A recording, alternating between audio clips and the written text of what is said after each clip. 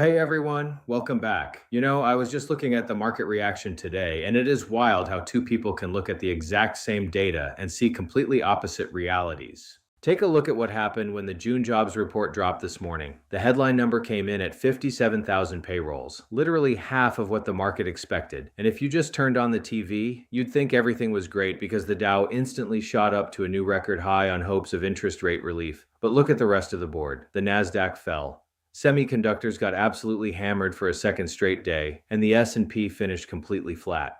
That divergence tells you everything about where we are right now. We are watching a real-time rotation. Traditional sectors are getting bid up purely on interest rate relief hopes, while tech and AI are getting heavily repriced on valuation risk. But here's the question nobody's asking. It's not what the market did today. It's what the US government is about to do with their gold. And you can see why this hidden friction matters immediately in the bond market. The two-year Treasury yield, which is basically the market's policy nerve ending, completely collapsed on that weak jobs data. The market is essentially stripping away incoming Fed Chair Kevin Warsh's ability to act like a total hawk. If he tightens into a job market that is hollowing out like this, he triggers a brutal, non-linear credit bust. Look underneath the surface of the economy. Private credit default rates have already quietly spiked to a record 6.0%, masked entirely by companies using emergency PIK toggles just to defer paying cash interest. The corporate plumbing simply cannot handle these rates. He's boxed in. But here's the catch, and this is exactly the stagflation trap we've been mapping out since video 1 on the Mar-a-Lago Accord framework. The 10-year yield is refusing to fall with the 2-year. The long end is stuck. Why? Because the U.S. still has to finance $36 trillion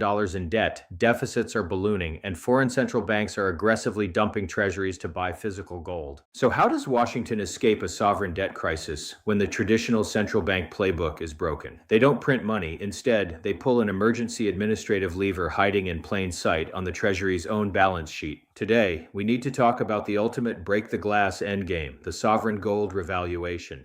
Now, whenever you bring up gold revaluation in polite financial circles, people look at you like you're wearing a tinfoil hat. They'll tell you the gold standard ended decades ago, and it's a fringe theory. But this isn't a conspiracy. It's literal statutory federal law. The United States government holds the largest gold reserve on Earth, 8,133 tons, mostly sitting in Fort Knox. But if you open up the official U.S. Treasury ledger today, you'll find a ridiculous number. The government legally values all of that gold at exactly $42.22 per troy ounce. That number isn't a random glitch. It was written into law by Congress back in the 1973 Par Value Modification Act, right after Nixon permanently severed the dollar from gold. They slapped that price tag on it for basic bookkeeping and never touched it again. Think about the math there. At $42 an ounce, the entire U.S. gold reserve is worth about $11 billion on paper. A total rounding error, but at today's real market price floating right around $4,183, that exact same pile of metal is worth well over $1 trillion.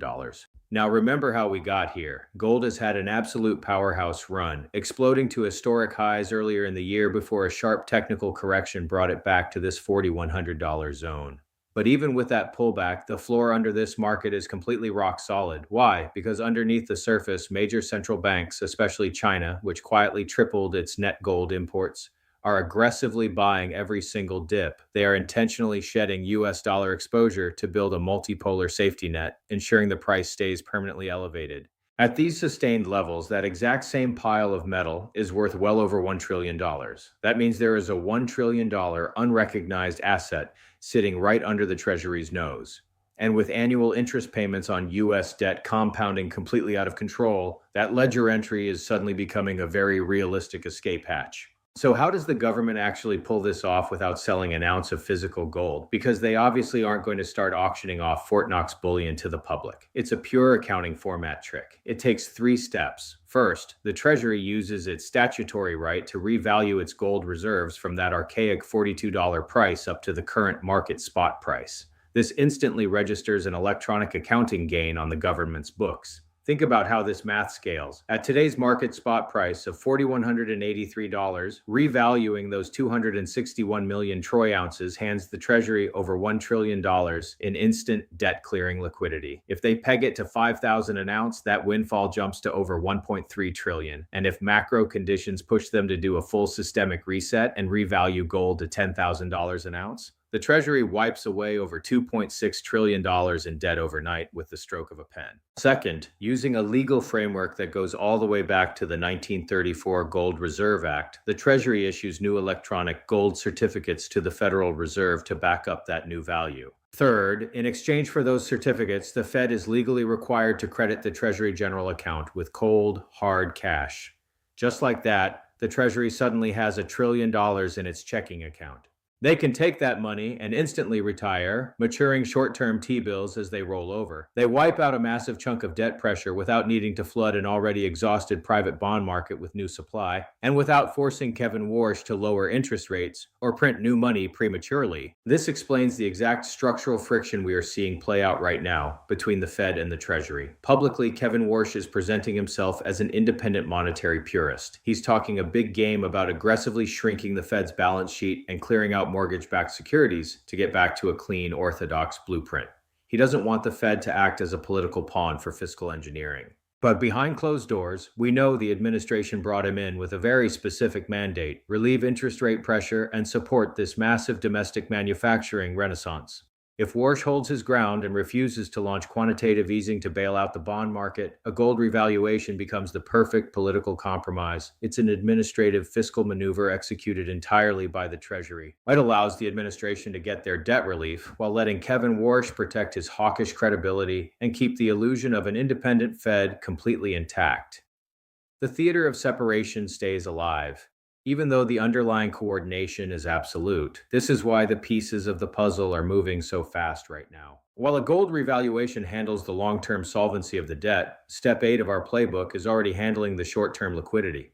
The massive launch of the 140-company OpenUSD consortium, backed by Stripe, Shopify, and Visa, is building an automated corporate engine designed to funnel global retail cash directly into short-term US T-bills. The plumbing of the financial system is permanently shifting right in front of us.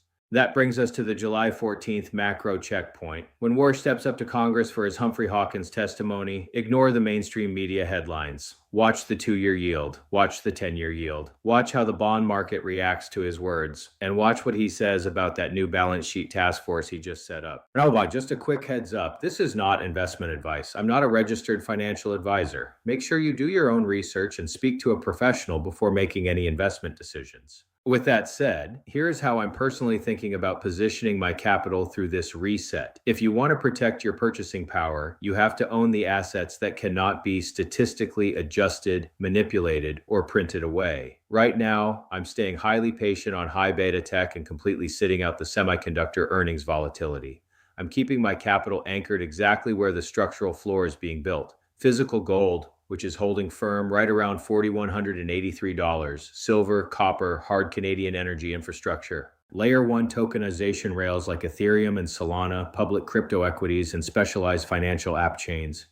The game is mapped out. Make sure you're positioned before the glass breaks. Hit subscribe if you're tracking the sequence with us. Drop your thoughts on the gold revaluation down in the comments, and I'll see you guys at the July 14th checkpoint.